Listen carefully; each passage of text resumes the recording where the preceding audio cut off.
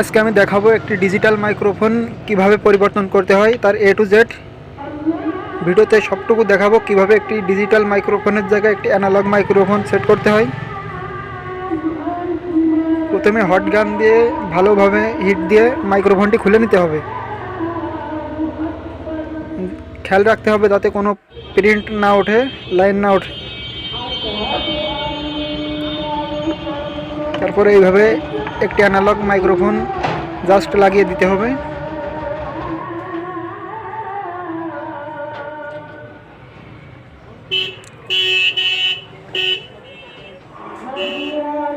লক্ষ্য রাখতে হবে যেন এখানে শর্ট না হয়, একটার সাথে আরেকটা যাতে কোনো কানেকশন না হয়।